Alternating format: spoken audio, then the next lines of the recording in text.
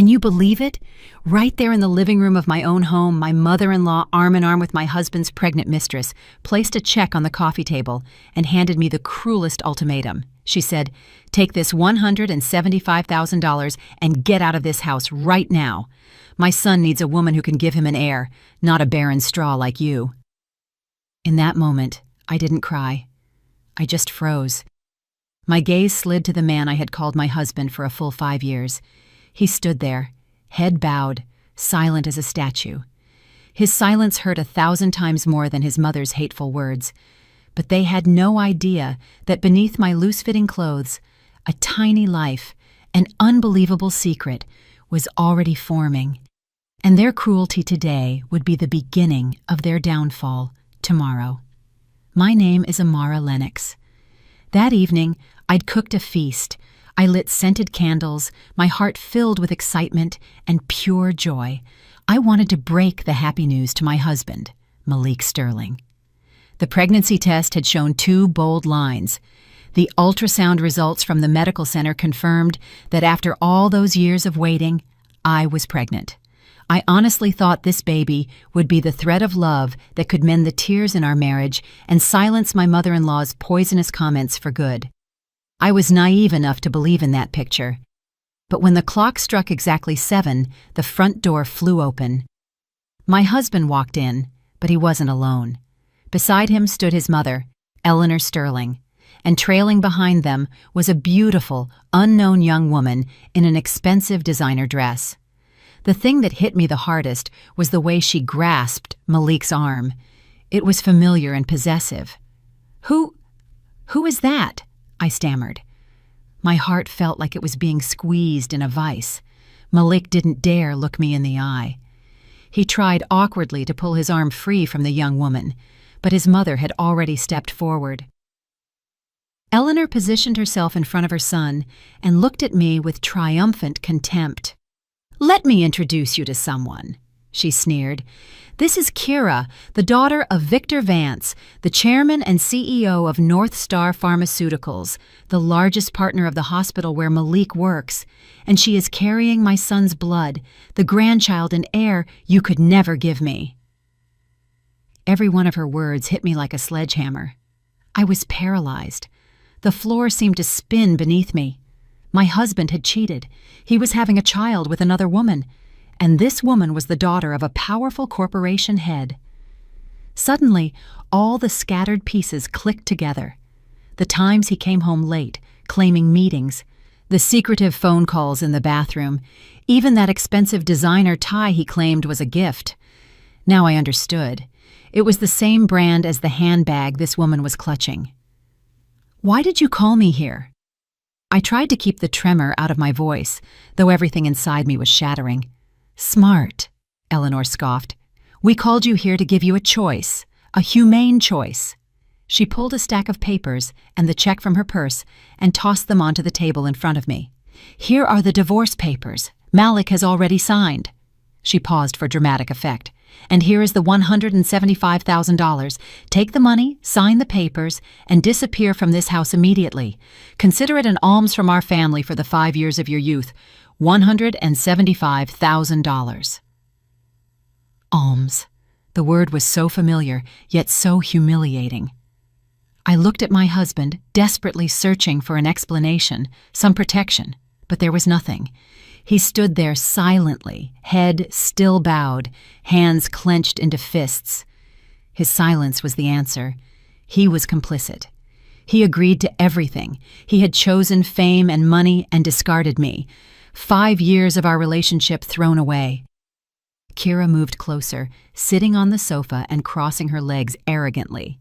She ran a hand over her belly and looked at me with the eyes of a winner. "Amara, you should be reasonable. Malik loves me, and I can give him a career you could never provide in your entire life. Take the money and go. Don't make this complicated." Don't make this complicated. How ridiculous. They were the ones who had caused this tragedy. My hand resting on my thigh, involuntarily clenched into a fist. Then I slowly lifted it and gently placed it on my stomach. There, too, a small life was growing day by day. My child, and his too. But I knew I couldn't speak the truth. To speak now would be to humiliate myself, to use the baby as leverage to cling to a man who no longer wanted me. My child didn't deserve to be an instrument like that. They deserved a better life alongside a strong mother, not one begging for love. A terrible coldness suddenly wrapped around my soul. The pain morphed into contempt, and that contempt gave me a strange strength. I slowly stood up. I stopped looking at them. I picked up the check for $175,000 from the table. Eleanor and Kira watched me with satisfied smiles. They thought I had agreed, but then, to their astonishment, I tore the check into tiny pieces. "Your money is no good to me," I said, my voice steady and cold as steel. "My love isn't purchasable with this filthy money." I took the pen and signed the divorce papers. "I'm leaving, but not because you're kicking me out. It's because I find life under the same roof with people like you utterly repulsive." With that, I turned and walked straight into the bedroom. Without looking back even once, I heard Eleanor scream behind me. You dare? If you don't take that money, don't you regret it later?" I regret nothing, I thought. I only regretted wasting 5 years of my youth on an undeserving man.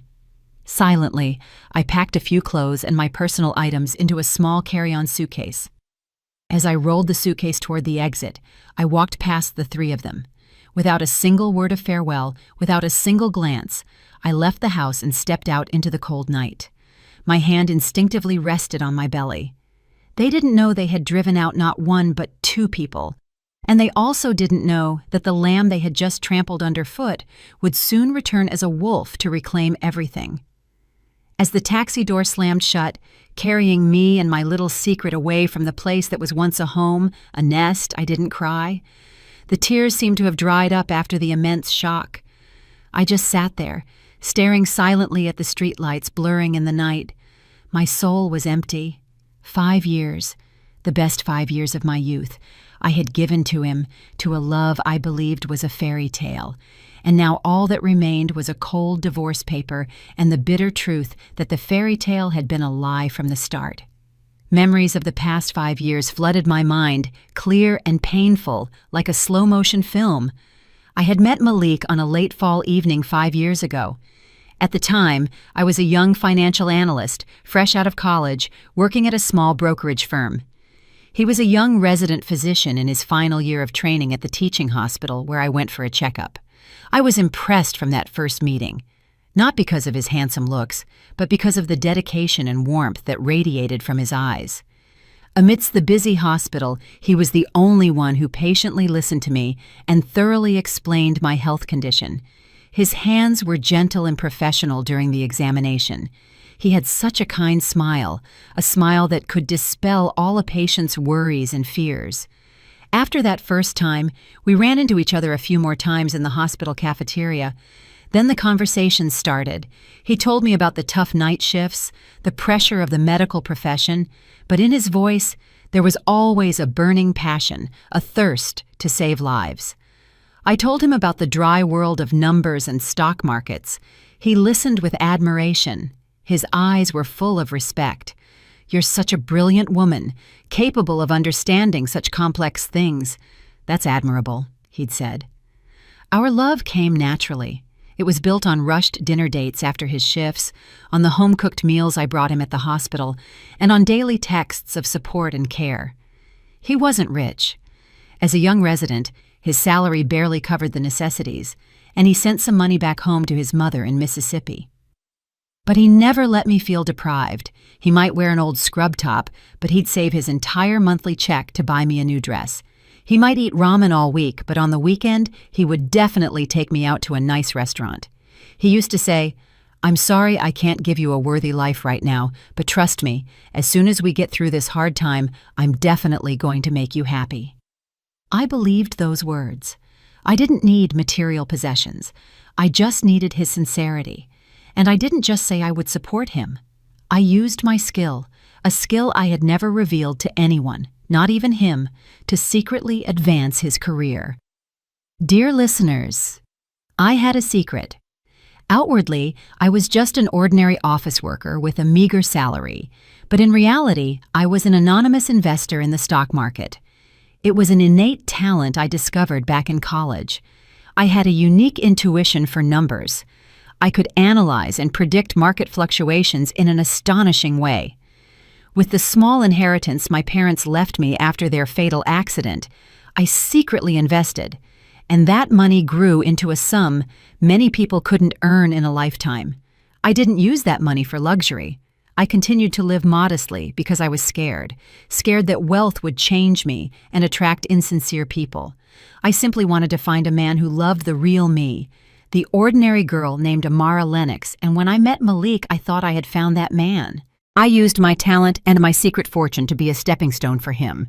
He had talent, but in the complex environment of a major hospital, talent alone isn't enough. He needed opportunities, connections. I secretly used my investment fund under a different name to donate a substantial amount to the hospital for the purchase of state-of-the-art medical equipment. In return, I made only one condition: to create opportunities for young, talented doctors like Malik to participate in major surgeries and be sent overseas for training. The opportunity came. He was selected for a team that would perform a complicated heart surgery, an operation previously reserved only for chiefs of staff. He mastered it brilliantly. His name started getting noticed. Then he was sent on a short study trip to Boston to learn advanced medical technologies. When he returned, he seemed to have gained wings. He successfully performed one complex surgery after another, saving many patients. He quickly rose from an ordinary resident to one of the youngest and most talented surgeons at the medical center. He was so happy. He would hug me and say everything was thanks to luck and my constant support. He didn't know that the goddess of luck was the very girl he was holding in his arms. I didn't tell him the truth. I didn't want him to develop an inferiority complex. I just wanted to stand quietly in the background, witnessing his success and his happiness. I naively believed my silent sacrifice would be rewarded with eternal love. For 5 years, I nurtured that love, feeding his career with everything I had. I paved a road sprinkled with roses with my own hands, never expecting that I wouldn't be the one walking beside him when he finally stepped onto that path. After Malik solidified his position at the hospital, we decided to get married. It was the decision I had waited for so long, but right there, the first cracks in our love story began to appear. And the person who created those cracks was none other than his mother, Eleanor. When he first introduced me to her, she greeted me with a seemingly warm smile. But behind that smile, I sensed a scrutinizing, coldly calculating gaze. She didn't ask about my work or my character. She only asked questions like, "What do your parents do for a living? How many siblings do you have? What's your salary?" When she found out I was an orphan and lived modestly, the smile faded slightly from her lips. From then on, she began to interfere in our relationship. She often called Malik, insinuating that I wasn't a suitable match for him. "My son, you are a respected doctor now. Marriage isn't just about marrying who you love, but who helps your career. This girl might be sweet, but with her background, she'll only be a burden to you. Look at the city director's daughter. Beautiful and from a good family. If you marry someone like that, wouldn't your career advance even further?" At first, Malik still stood by me. He argued with his mother. "Mom, don't talk like that. I love Amara for who she is, not for anything else. I don't need anyone's help. I can make it on my own." Those words moved me deeply. I believed our love was strong enough to overcome all prejudices. But then, another figure emerged who changed everything. It was Kira. She was the only daughter of Victor Vance, the CEO of North Star Pharmaceuticals, the strategic partner and largest sponsor of the hospital where Malik worked. Kira was beautiful, sharp, and incredibly arrogant. She was used to getting whatever she wanted, and this time she wanted Malik. She pursued him openly. Even though he had a girlfriend, she used tactics that an ordinary girl like me could never compete with. She gifted him expensive designer presents. She leveraged her father's contacts to create opportunities he couldn't refuse. Under the guise of business meetings, she constantly invited him to elite restaurants and prestigious clubs. She showed him another world, a world of power, fame, a world he had never experienced. Most importantly, she struck right at the core of his mother's ambitions. Eleanor rejoiced like a gold prospector who had found a treasure when she learned that Kira was the daughter of a corporation head. She saw her as the golden daughter-in-law, the master key that could open the door to a brilliant future for her son. She openly began trying to push the two of them together. She often invited Kira over for dinner, treating her even more warmly than her own son. In contrast, she became increasingly cruel and unkind toward me. Every time I was around, she would intentionally mention Kira, praise her relentlessly, and then turn to me just to hurt me. Now that is a woman from a good family, beautiful, capable, and with connections. If my Malik marries her, one phone call from her father, and he'll have a luxury private clinic instantly instead of bending over backward for others.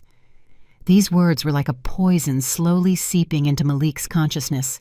A man from humble beginnings who had fought so hard to reach his current position, how could he not waver in the face of such a tempting prospect?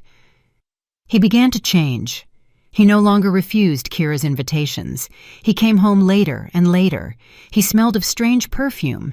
He started lying to me. Our phone calls became less frequent, the texts shorter and colder. Our love didn't die suddenly. It died slowly, in silence, coldness, and lies. I noticed all of it. My heart ached unbearably, but I didn't make a scene. I didn't stage any jealousy dramas. I just hoped in silence. I hoped it was only a temporary infatuation. I hoped he would eventually realize who truly loved him and come back to me. I naively believed in our 5-year love, believed in the promises he had made. But I didn't know that all hope becomes meaningless when a man changes his heart, when ambition is greater than love. The crack grew day by day, and the day our marriage would shatter was closer than ever. Dear listeners, there is perhaps no pain stronger than betrayal by the person you love the most. It's not like a physical wound that heals with time. It's like a poison that slowly penetrates every cell, every tissue, eating away all belief, all hope. And that was exactly the pain I experienced in the following months. My marriage didn't collapse with a loud bang. It died slowly, in coldness, lies, and deceit. Malik, the man I once thought was my whole world, had become a completely different person. He was no longer the warm, sincere doctor. He had been sucked into the whirlpool of fame and high society that Kira had shown him. He came home later and later. His excuses became more threadbare and unbelievable. Sometimes an urgent meeting, sometimes an emergency surgery, sometimes dinner with an important partner. But I knew that behind those excuses hid romantic meetings with Kira. I accidentally saw joint photos that Kira's friends posted on social media. They were dining together in lavish restaurants, attending pompous parties. He looked at her with a look he hadn't given me in a long time, a look of admiration, of conquest. Every time I saw those photos, 1,000 needles pierced my heart. But I didn't make a scene. I didn't rush into a confrontation or accuse him. I simply kept silent. I lied to myself. I made excuses for him, thinking maybe he was forced, that these were only necessary business relationships. I tried to hold on, tried to believe in the remaining threads of our 5-year bond. I tried to be a more perfect wife. I learned to cook better meals. I cleaned the house even more thoroughly. I dressed up nicer when he came back. I hoped my tenderness, my patience could win him back, but I was wrong. My silence didn't wake him up. It only gave him the courage to go further. He mistook my gentleness for stupidity, my silence for consent. He became more open. He no longer hid. There were nights when he came home at midnight. He smelled of women's perfume, a strange, expensive scent, not the light one I usually used. There were lipstick marks on his shirt collar. When I questioned him, he didn't even try to deny it. He simply pushed my hand away and said in a cold, tired voice, "Don't ask any more questions. I'm exhausted." My mother-in-law, Eleanor, openly gloated. She viewed my suffering as her victory. She didn't stop sprinkling salt on my wound. Every time Kira came to the house, she intentionally called me in and forced me to serve, to pour tea, to cut fruit for the honored guest. She wanted me to see with my own eyes how her son and his mistress were affectionate with each other. She wanted me to feel the humiliation and the pain so that I would leave on my own. "Amara is modest and obedient, my dear," she said to Kira, but her gaze was directed right at me. "When you become the daughter-in-law of this house, she'll be here to serve you and take care of you. You won't have to lift a finger." She viewed me as a maid, a free servant for her future daughter-in-law. The cruelty of the mother-in-law, the weakness of the husband, and the arrogance of the mistress. All of it formed a vice that squeezed my life and choked the last remnants of my hope.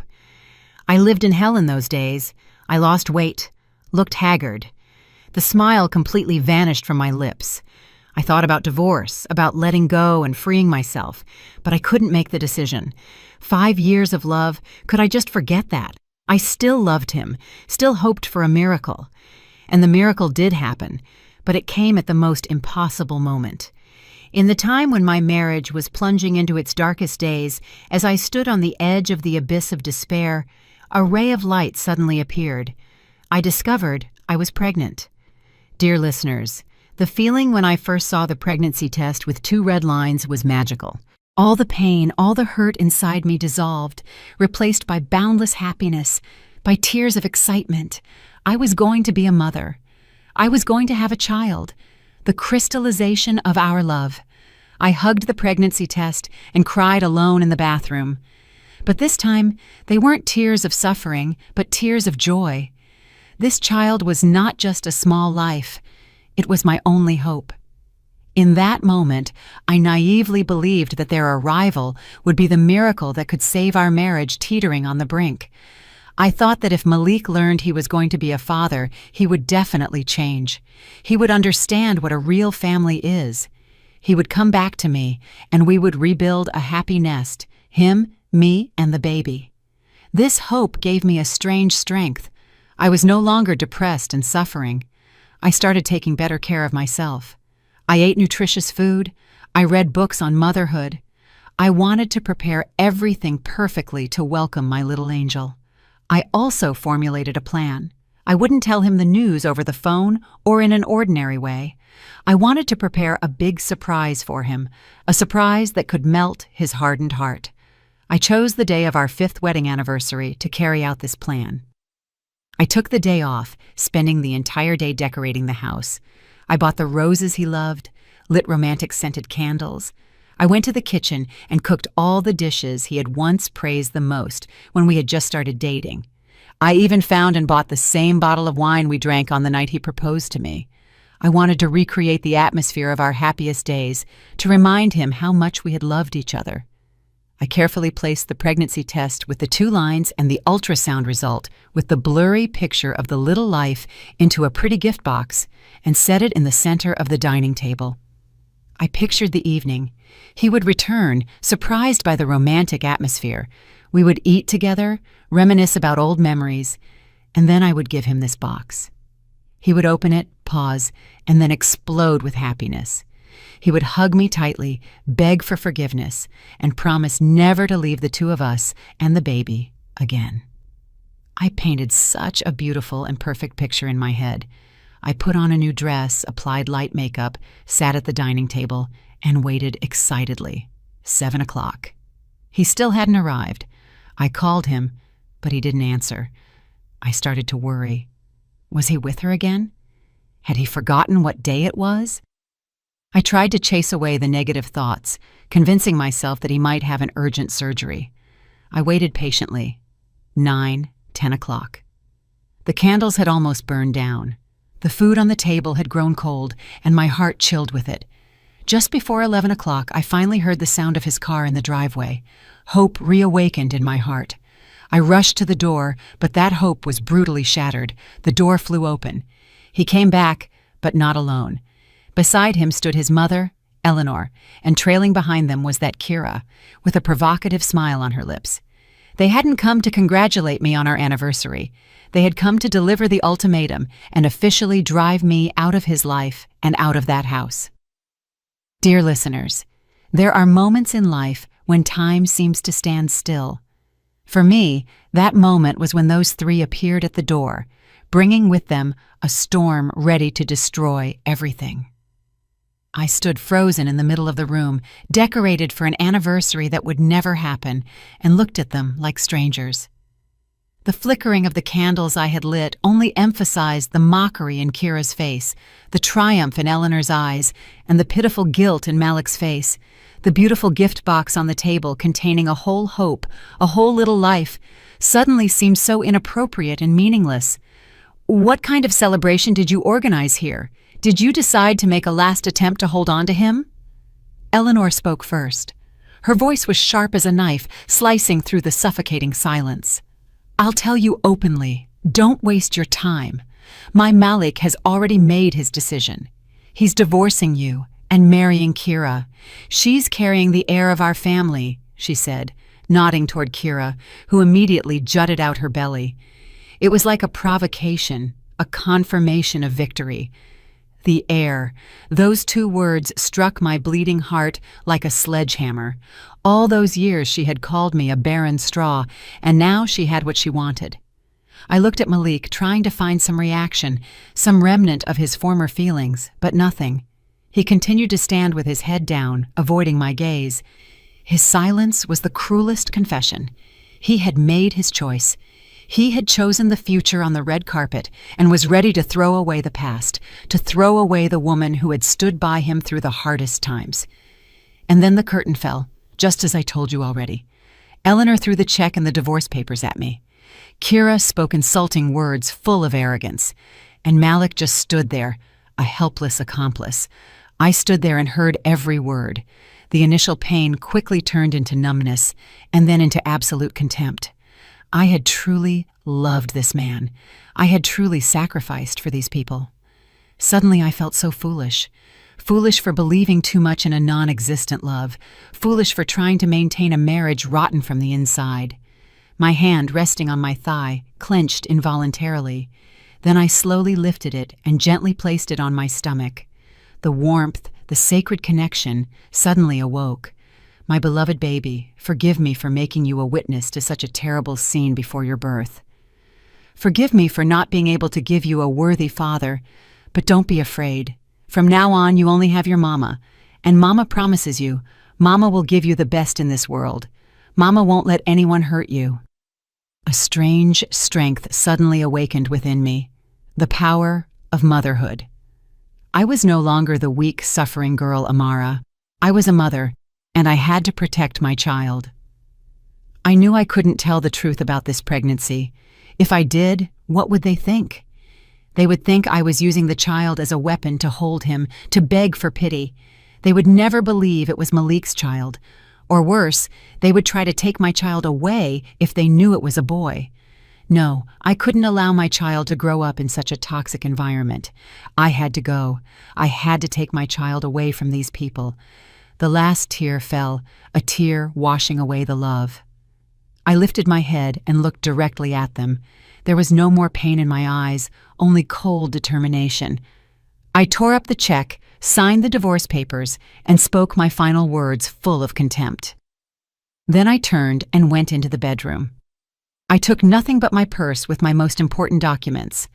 As I walked past them, I didn't even look at them. For me, they were dead from that moment on.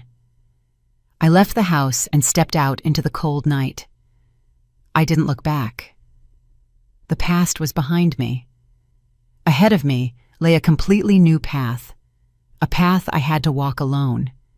But I was no longer alone because I knew I carried a small, priceless life inside me, a source of motivation. The tears had overcome me, but they didn't drown me. They washed away all illusions, all weakness, and allowed a new person to be reborn. A stronger Amara, more determined and ready to face any storm.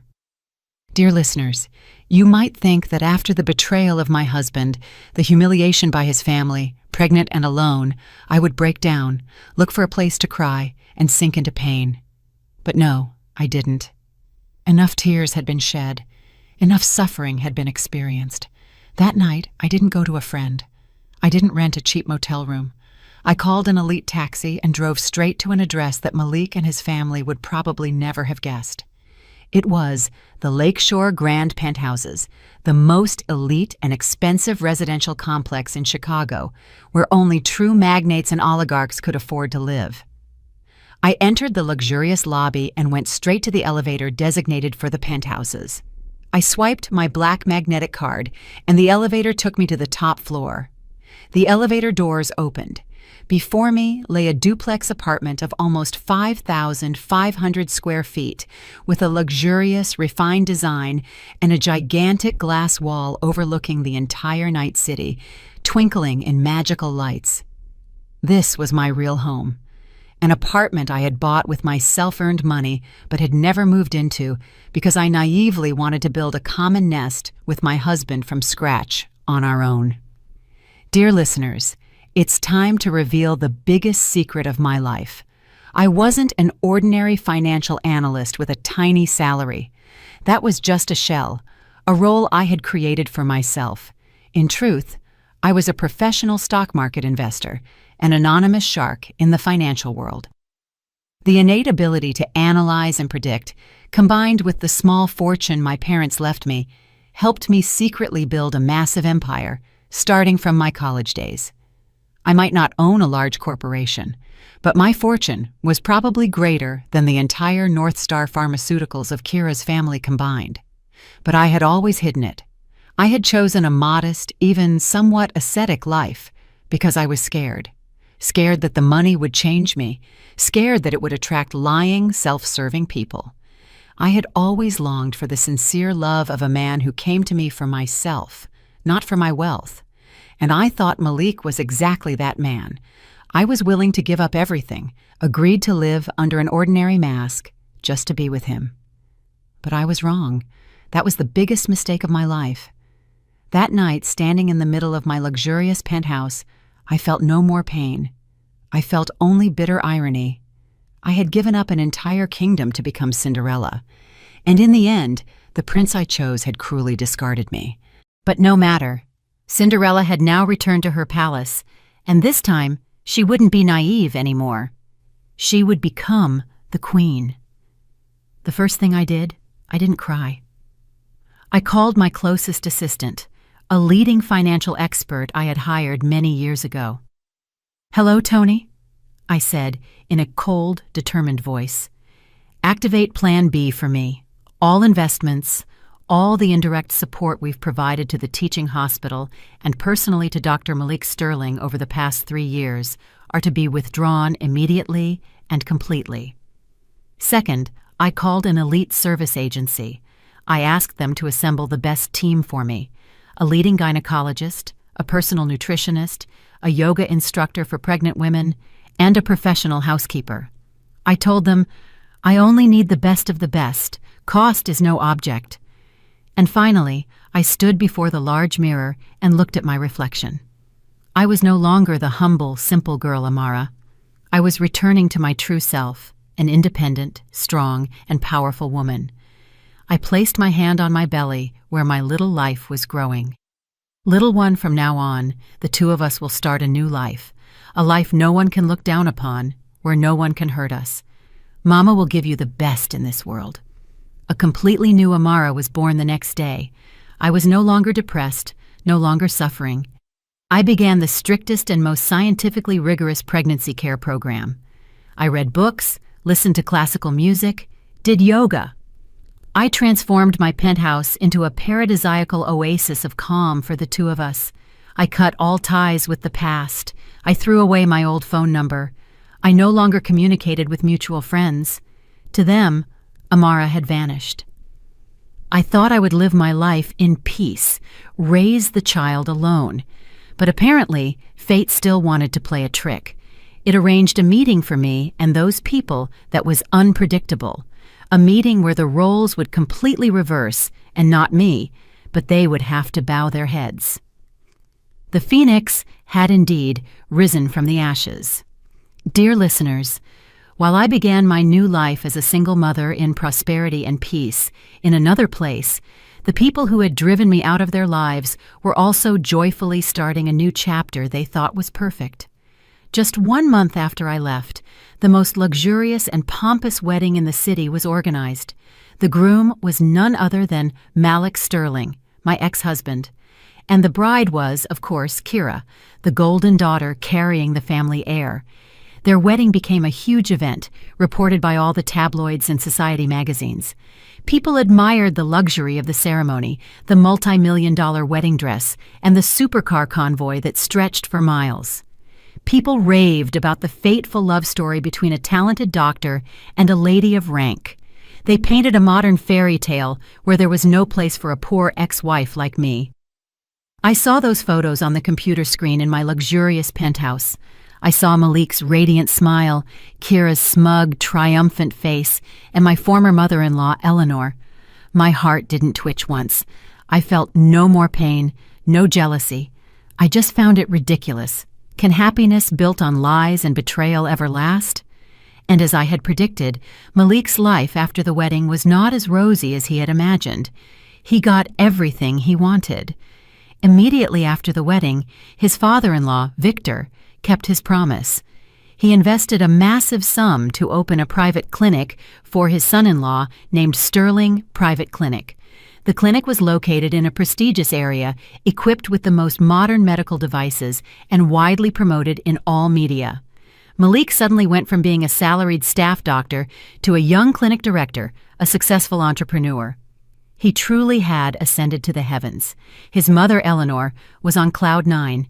She moved into the luxurious mansion that her daughter-in-law's family had gifted her son. She had maids, was chauffeured. All day long, she did nothing but enjoy herself, shop, and attend high society gatherings. Everywhere she went, she boasted about her talented son and her golden daughter-in-law. She had reached the peak of smug complacency. Yet, behind that glossy facade hid an unpleasant truth.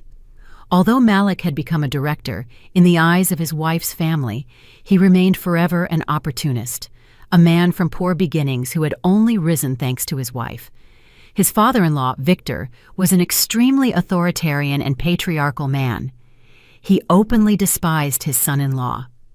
All decisions in the clinic, from staffing to finance, had to go through him. Malik was only the nominal director, a workhorse under his father-in-law's guidance. At family dinners, he was constantly lectured and reprimanded by his father-in-law and his wife's brothers. "You need to know your place. Without this family, you'd just be a pathetic little doctor." These words were like thorns pricking Malik's already inflated ego. His married life was not happy either. Kira, after getting what she wanted, quickly revealed her true nature as a capricious, spoiled lady. She wasn't interested in her husband's work at all. She didn't care about the family. All day, she just shopped and met friends. The pregnancy, the weapon that had helped her secure this marriage, now became an excuse to torment her husband. She forced him to wait on her, indulging all her crazy whims. If he did anything wrong, she would cry and threaten to complain to her father. And every time, Malik had to bow his head and apologize. He lived in a vice of suffocation, having lost all freedom and the voice of a man. He began to regret. In the late nights, when Kira was sound asleep, he often went out onto the balcony and smoked alone.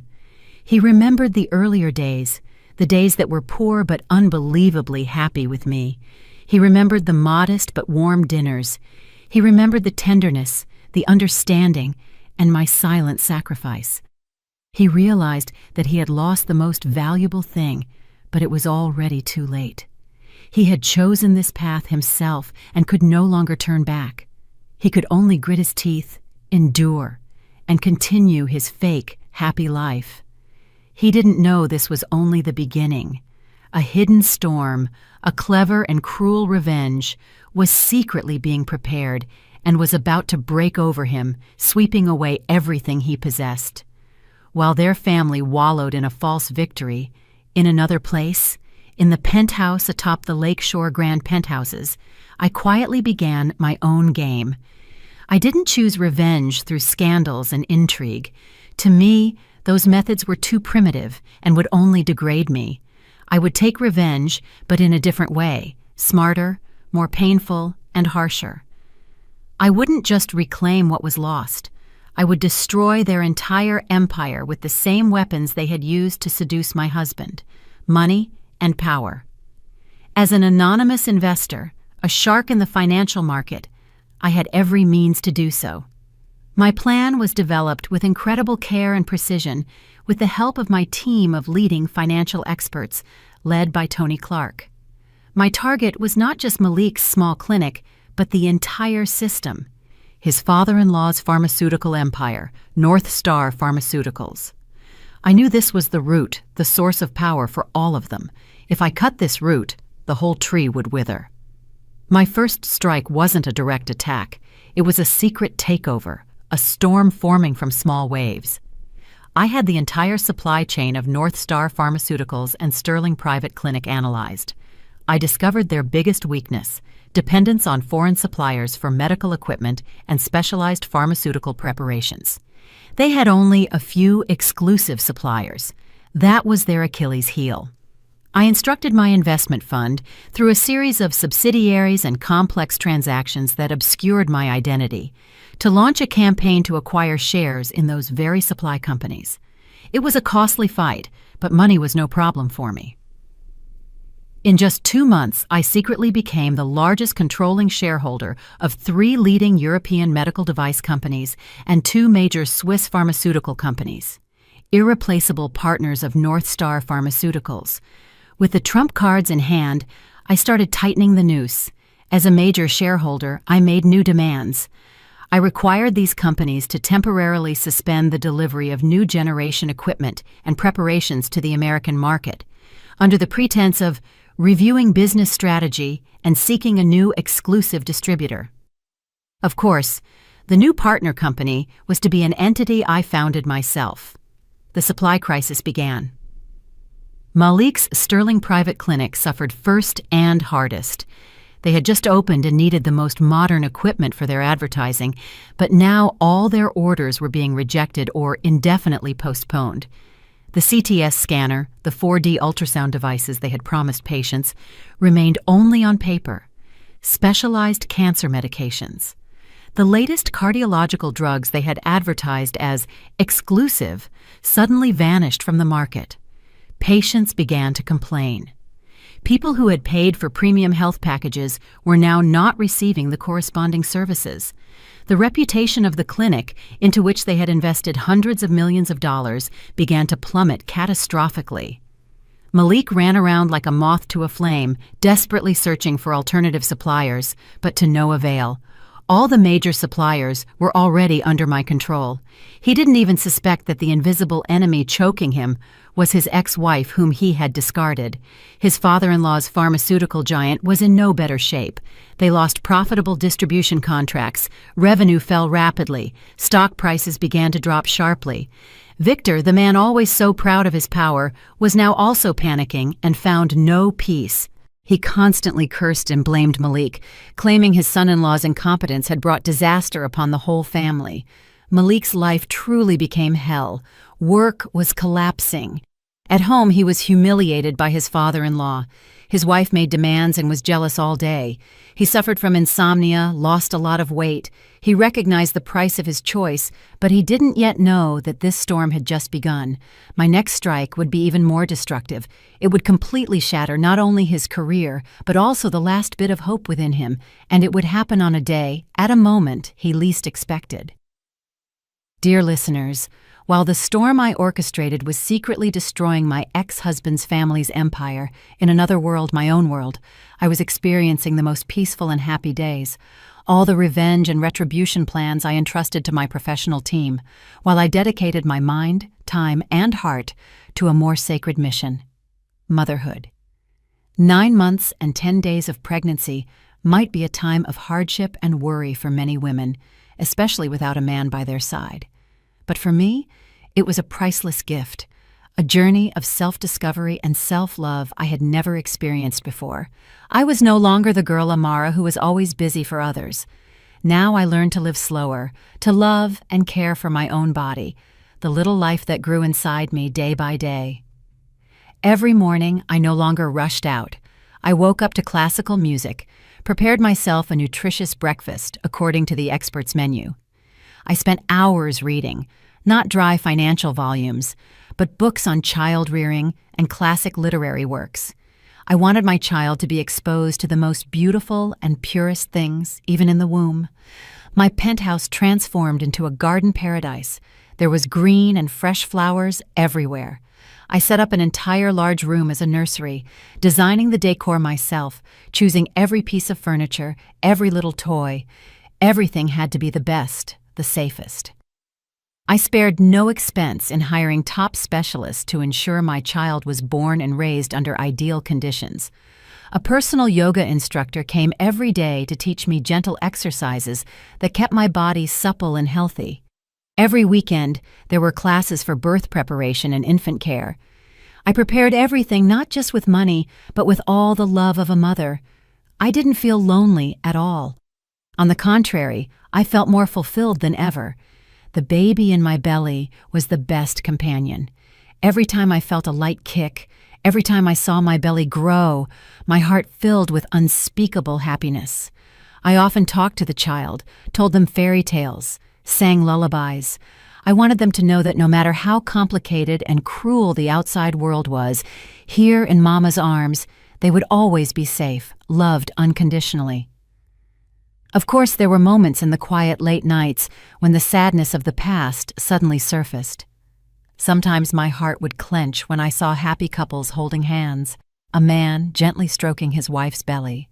I wondered why my child couldn't also enjoy such complete love, but I quickly chased away those weak thoughts. I told myself that a bad father, a father who cruelly leaves mother and child, is better than no father at all. My child didn't need a father like that. They only needed me, and that was enough. Malik's betrayal hadn't broken me. It had solidified an extraordinary independence and strength within me.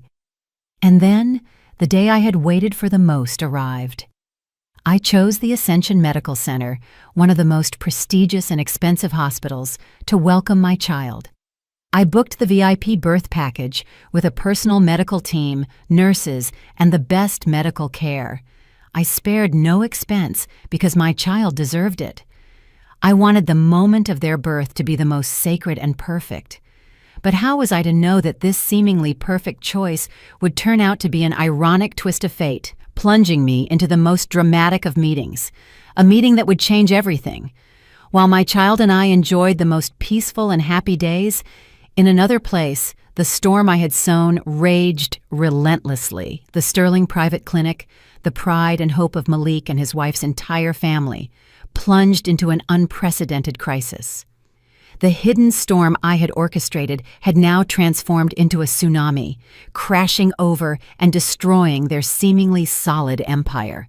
The supply crisis for medical equipment and pharmaceutical preparations became increasingly serious. All doors seemed to have slammed shut in Malik's face. He flew to Europe, visiting the headquarters of the supply companies to negotiate.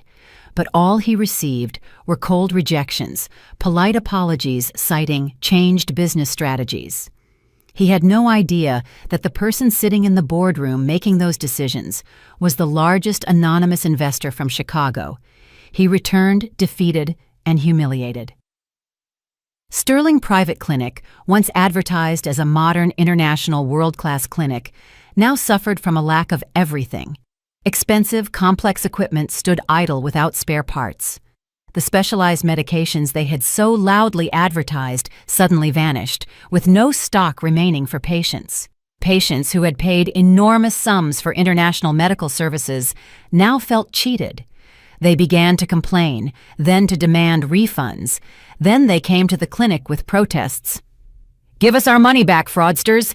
An international clinic worse than a regional hospital!" The daily shouts and banners turned the clinic from a respected place into a bankrupt bazaar. The clinic's reputation sank catastrophically. Talented doctors whom Malik had recruited with generous salaries began to resign one by one. They didn't want their reputation buried along with the failing clinic. Malik ran around like a moth to the flame. He had to deal with patients, try to retain staff, and find new suppliers. But all his efforts were in vain. My hand reached too far, choking him from all sides. His family life also became hell. His father-in-law, Victor, who had invested a fortune in this clinic, now faced the risk of losing everything. He unleashed all his fury on his son-in-law. "Failure, good for nothing. I entrusted such a thing to you and you couldn't maintain it. What have you even done? All you can do is sponge off my family." He incessantly ranted at every meal in front of the whole family and relatives. Kira, his princess wife, was no longer gentle and loving either. When she saw her cash cow drying up, she changed. "How are you even working? Can you imagine how much face I've lost with my friends because of you? If you don't solve this problem, don't blame me if I become ruthless." The people who had once elevated him to the heavens now united to push him into the abyss of humiliation. He realized the bitter truth.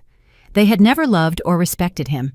They had viewed him as a tool, a chess piece on the board of their interests. As long as he was useful, they spoiled him, but when he failed, they were ready to discard him without a shred of regret. And then came the cruelest blow.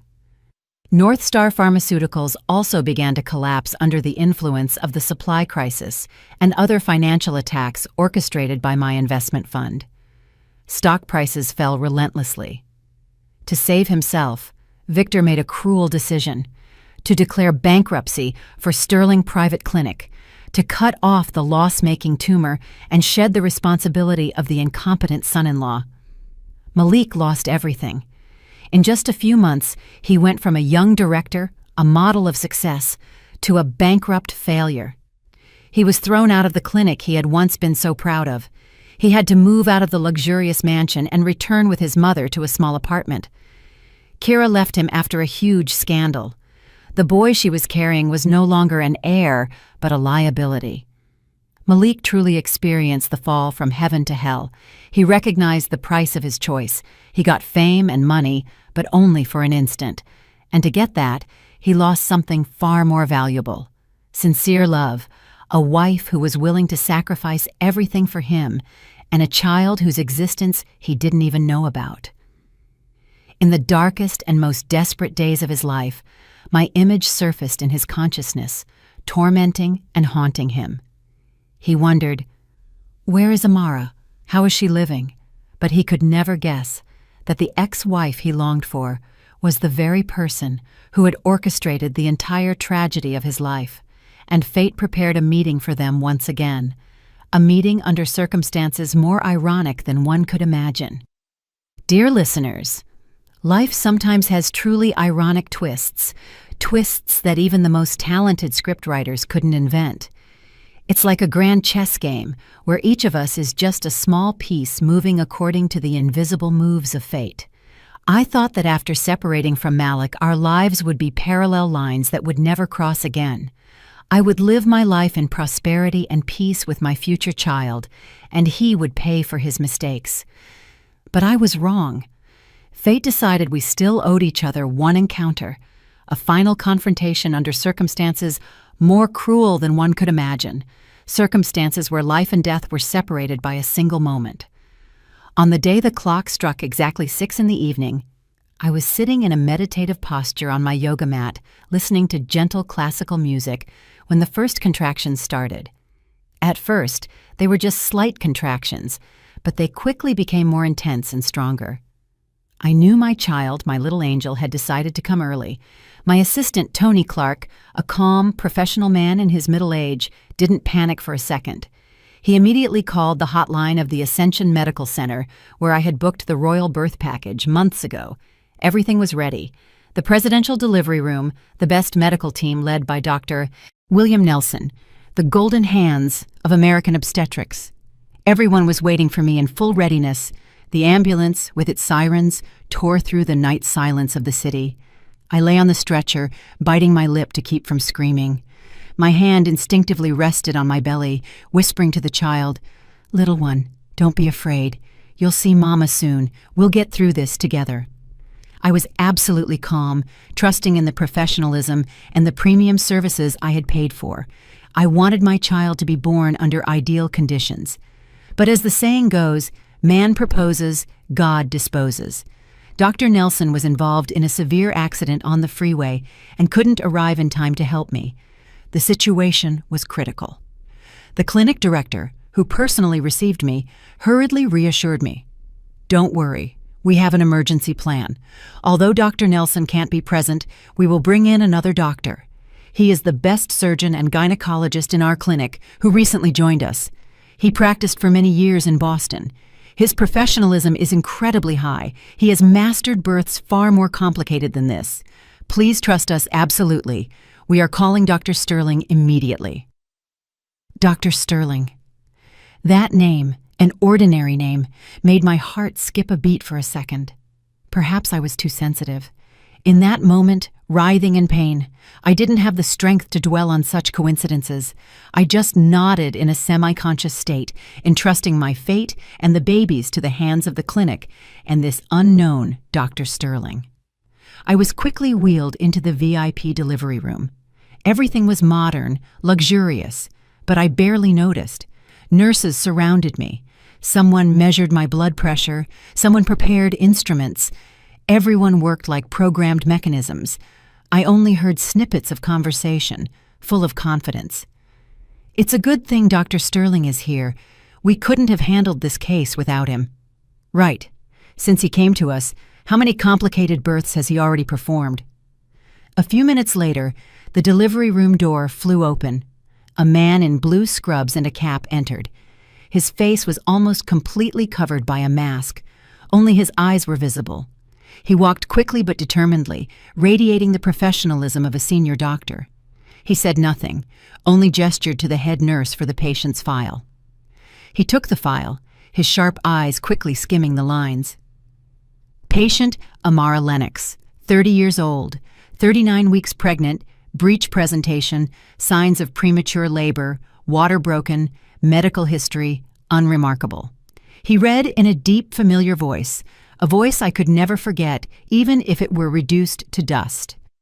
When I heard that voice, my entire body froze. The pain of the contractions seemed to stop for a second. That voice, it couldn't be a coincidence. Trembling, I lifted my head and tried to look into the doctor's eyes. Those eyes were still deep, with a slight hint of sadness, but radiating determination. They were the eyes I had loved, the eyes I had looked into 1,000 times over 5 years. "Malik," I whispered. My voice was weak, barely audible, drowned out by the sounds of the equipment and my heavy breathing. The doctor flinched. He jerked his head up from the file and looked me straight in the eye. And in that moment, as our gazes met, the whole world stopped. His eyes, which had just been professionally cold, became utterly stunned, shocked to the core. He froze. The patient file slipped from his hands and fell to the floor. The white papers flew around the room. "Amara! Amara!" he burst out. His voice trembled, unable to believe what he was seeing. How can this be you? What are you doing here?" Yes, the best doctor called in to help, the only one who could save me and my child at that moment, was ironically Malik, my ex-husband, the father who had abandoned the child and was now about to deliver them with his own hands. After the bankruptcy of the clinic and the rejection by his wife's family, he had, thanks to his talent and experience, secured a position as a surgeon right at this international hospital. He had tried to start anew, tried to bury the sinful past, but he never thought fate would bring him such a meeting, such cruel atonement. The entire delivery room suddenly fell into a chilling silence. Only the steady sounds of the heart rate monitor could be heard. The nurses, the medical staff, all froze, looking at us without understanding what was going on. They knew that the talented doctor, the pride of the clinic, and the mysterious VIP patient obviously shared a very complicated past. Malik still stood there, frozen like a statue. He looked at me, then at my large belly. His face under the mask changed expression, from shock to confusion, then to indescribable consternation. "Pregnant? You're pregnant?" he stammered. One hand pointed at my belly. His voice was shaking. "How long? How many months? Whose child is this? Did you remarry?" 1,000 assumptions must have been swirling in his head. He thought I had found new happiness, had a child with another man, a richer, better man than him. Pain, jealousy, and a kind of loss, a lesson. were reflected in his eyes. He had once abandoned me, but he couldn't stand that I now had a new life, new happiness without him. But then, an even stronger contraction hit me, snapping me back to reality. "Ah!" I screamed. Both hands clutched my belly, my entire body doubled over. I had no time to explain, no strength to argue with him. My child's life was the most important thing now. "Doctor, quickly, save my child." I looked at him, my voice full of pleading, mixed with resentment. My scream was like a bucket of cold water dousing Malik's confusion, bringing him back to reality. He flinched. The conscience and duty of a doctor overcame all personal emotions. He hurriedly pulled on gloves, turned around, and spoke loudly to the medical staff. His voice had regained calm, determination, and authority. "Everyone to positions. Fetal heart rate is dropping. Maternal blood pressure is rising. Breech presentation. High risk for a complicated delivery. Prepare the auxiliary instruments quickly." The entire team immediately worked fast and professionally. Malik leaned over me. He was no longer the guilty ex-husband. He was the responsible doctor again. He pulled down the mask, revealing his face, which was drawn and haggard compared to before. "Amara, listen to me." He looked me straight in the eye. His voice was both stern and strangely calming. "You need to be absolutely calm, right now. Put aside all personal emotions. Think only of the baby. Breathe deep. Exhale. That's right. Trust me. No matter what happens, I will bring the child to safety. Do you hear me?" I looked into his eyes. They were the same eyes, but now they weren't evasive, not guilt-ridden, but full of the determination of a doctor's promise. I nodded through my tears. What an irony. The man to whom I had to entrust the lives of both of us at that moment was the very one who had betrayed me. But I had no other choice. The birth was incredibly difficult and dangerous. As expected, due to the breech presentation and the premature labor, after many hours of battling the pain, I was almost at the end of my strength. There were moments when I thought I couldn't go on. My consciousness began to blur, but then Malik's voice rang in my ear, firm and full of power. "Come on, Amara, don't give up. Just a little more for the baby. Think about the child." He called my name. He transferred strength to me through the truth he had just realized.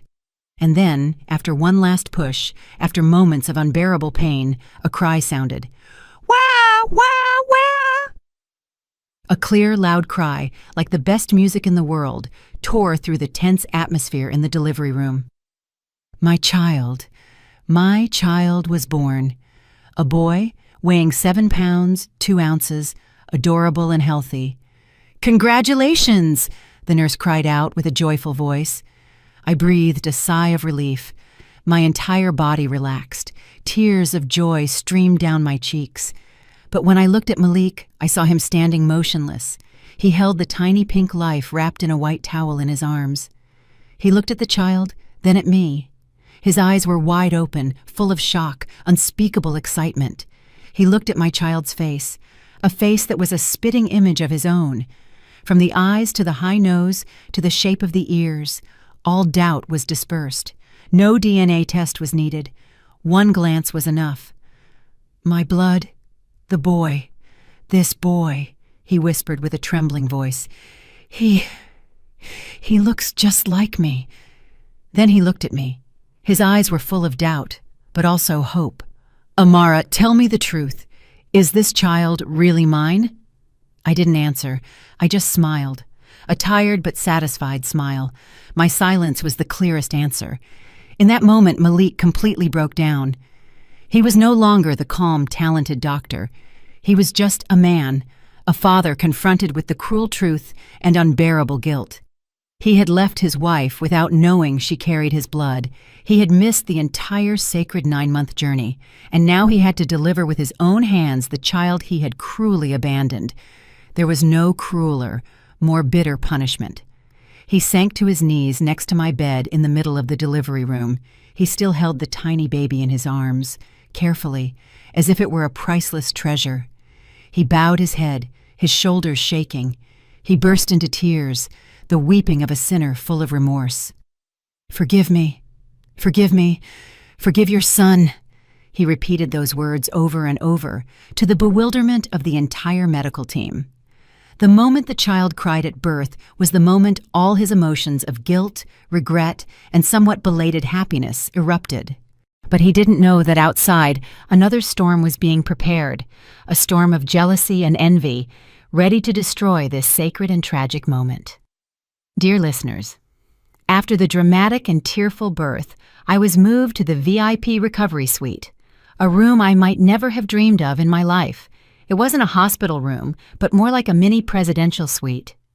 Everything was exquisite, luxuriously furnished, and the large window overlooked the brightly blue sky, a peaceful hospital garden. My son, the tiny pink angel, lay peacefully in a beautiful bassinet next to my bed, sometimes moving slightly. I lay there, my body aching and exhausted from the difficult birth. But my heart was filled with a happiness and peace I had never experienced before. I had done it. I had fought alone. I had brought the child safely into the world. All the pain, all the humiliations of the past seemed to dissolve every time I looked at my son's sleeping face. As for Malik, after fulfilling his medical duty, he didn't leave. He stood silently in the corner of the room, like a silent shadow. His eyes were constantly focused on us and the baby. That look was full of remorse, regret, and the desire to come closer, to touch his child, but he didn't dare. He knew he no longer had the right. Every time I accidentally looked his way, he hastily bowed his head and avoided my gaze. His own guilt tormented him. He tried to say some words of apology, but I didn't answer. Not because I was still angry, but because I didn't know what to say. All words seemed meaningless in that moment. However, this fragile peace did not last long. The storm I had foreseen finally broke out, fiercer and more absurd than I could have imagined. The news that Dr. Malik Sterling, the husband of Kira, the lady of rank, had delivered a mysterious VIP patient who turned out to be his ex-wife, spread quickly. Perhaps a nurse had been too talkative, or it was another trick of fate, and this news reached Eleanor and Kira with the speed of wildfire. To them, it wasn't just a coincidence. It was an insult, a provocation, unforgivable. And what had to happen, happened. The door to my suite was violently burst open without knocking, without permission, with a bang that shook the floor. Eleanor and Kira, the two women I least wanted to see, stormed in like two angry lionesses, ready to tear apart their prey. Eleanor was crimson red, her hair disheveled. Even her designer clothes looked crumpled. Kira, although in her final month of pregnancy, still stumbled on high heels, heavily made up. Her eyes blazed as if she wanted to devour me alive. "You! How dare you show your face here again?" Eleanor screamed first. Her voice echoed contemptuously down the entire hallway, causing doctors and patients from other rooms to peek out. "My son already threw you out. How dare you cling to him? What tricks did you use to get him to deliver your baby here? Do you think because you have money for this pitiful room you think you're something? You are a true, shameless fox." Kira stepped right up to my bed. She looked at me scornfully, then looked at my sleeping child. Her gaze was full of malice. "You even gave birth to a boy. Congratulations," she said mockingly. "I wonder whose child it is. You were just kicked out, and you've already managed to give birth by another man. You're fast, or did you intentionally set a trap? Do you want to use this illegitimate brat to destroy my family, to get Malik back?" She insulted me. She insulted my innocent child, a child who knew nothing of the disputes of adults yet. The blood boiled in me. I could endure any insult against me, but I wouldn't allow anyone to touch my child with a single word. I tried with all my strength to get up. The post-birth pains shot through my body, but they were nothing compared to the fury in my heart. "Get out immediately. This is a hospital room, not a marketplace where you can cause scandals." "Scandals? Today I will teach you a lesson," Eleanor yelled, ignoring the attempts of the nurses to stop her. "Do you think because you have money for the VIP room, you're somebody? Don't dream of getting Malik back from my daughter-in-law. She's carrying my grandson, the heir. You and your illegitimate bastard have no chance. Mom, Kira, what are you doing? Malik, who had been standing silently in the corner the whole time, finally woke up. He rushed forward and positioned himself as a protective barrier in front of me and the child, spreading his arms out like a hen defending its chicks. This is a hospital, not a home. Be silent immediately. Get out of here. You dare defend her?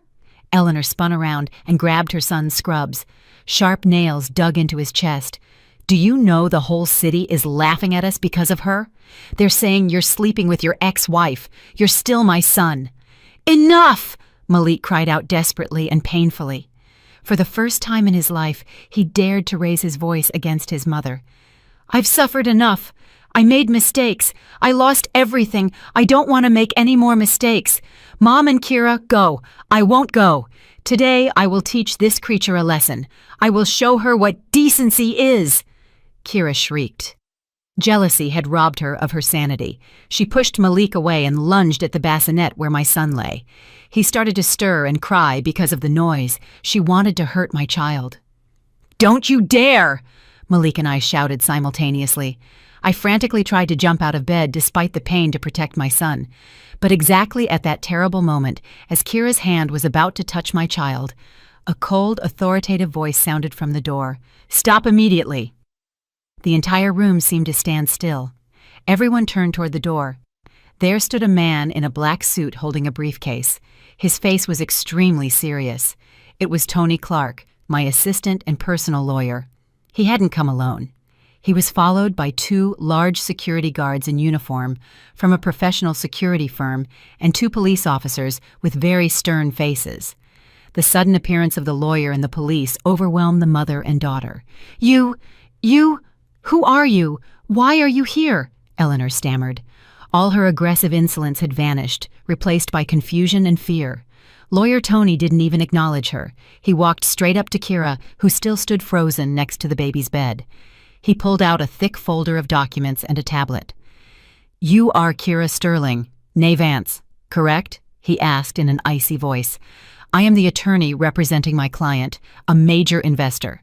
We have complete evidence that your father, Victor Vance's company, North Star Pharmaceuticals, has been engaged in fraudulent activities involving the manufacturing and sale of counterfeit medications, as well as tax evasion amounting to hundreds of millions of dollars. What? Kira's mouth dropped open. Her face turned paper white.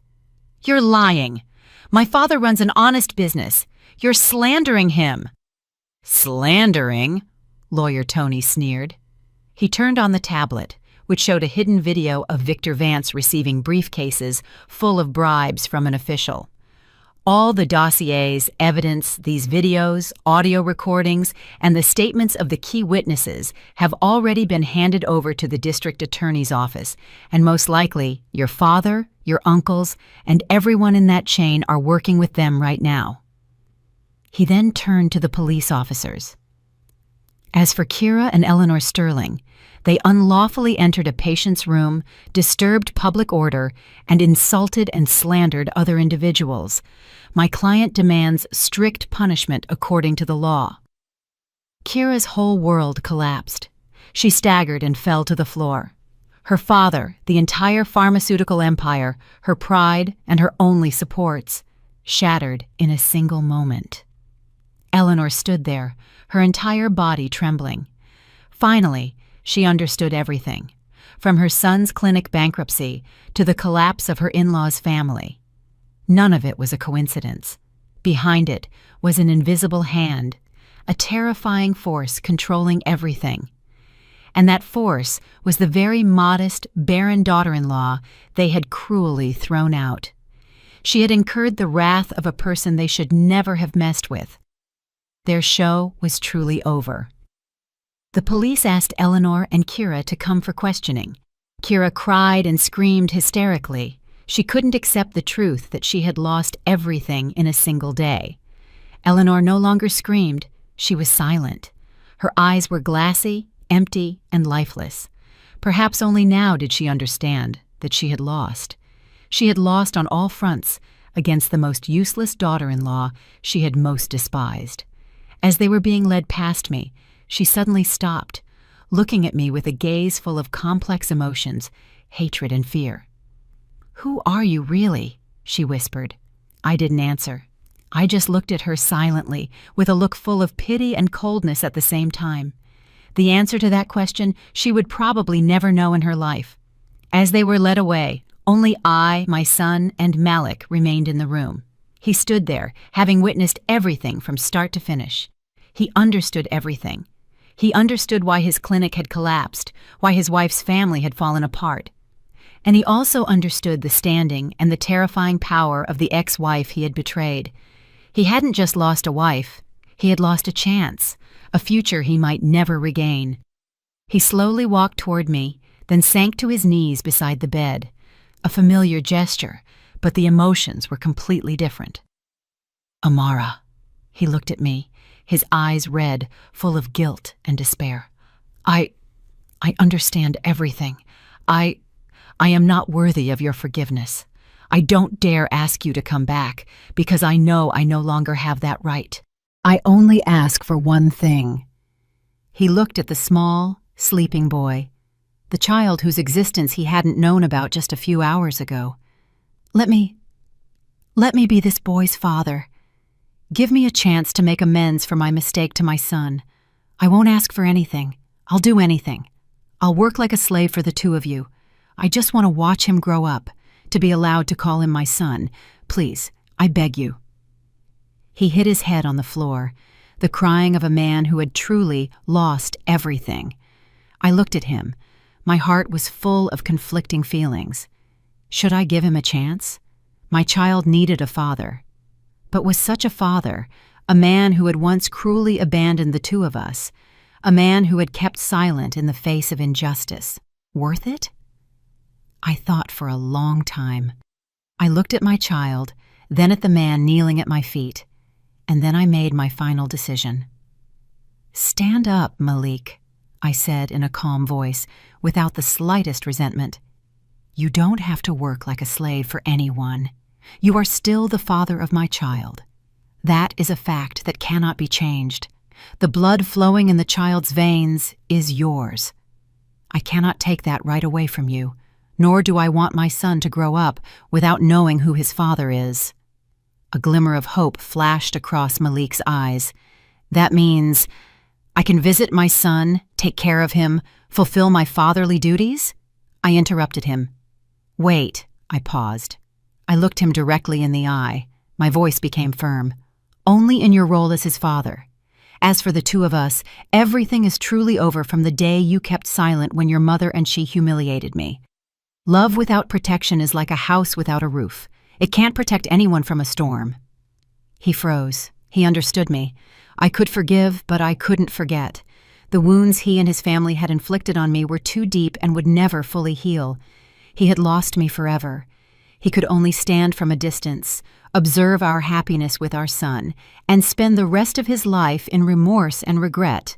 That was perhaps the greatest punishment for him. Dear listeners, my story ends here. After that day, Kira's family officially filed for bankruptcy. Her father received a very harsh sentence for the crimes he committed. Kira and Eleanor were also punished according to the law for their actions. Malik lost everything. He had no career, no family, not even the woman who had loved him the most. He paid a far too high price for his weakness and ambition. As for me, I didn't return to him. I chose the life of a single mother. I had everything, money, status, but I realized that the most valuable thing that brings me true happiness is not that. It's the small life in my arms. It's the freedom of the soul to let go of the painful past and move on. I didn't have to seek cruel revenge because my inner peace, my happiness with my child, was the sweetest and most bitter revenge on those who had betrayed me. Dear listeners, this concludes another story from the Confessions of the Golden Era channel. Amara's journey, a path full of tears from the peak of a fragile happiness, the fall into the abyss of betrayal, to the powerful rebirth from the ashes, has probably left many conflicting emotions in your hearts. outrage at the cruelty of people, satisfaction at the triumph of justice, and sadness for the lost love. But after the dramatic events are over, the deepest and most valuable human lessons remain. Profound messages about how to live, how to love, and how to be human.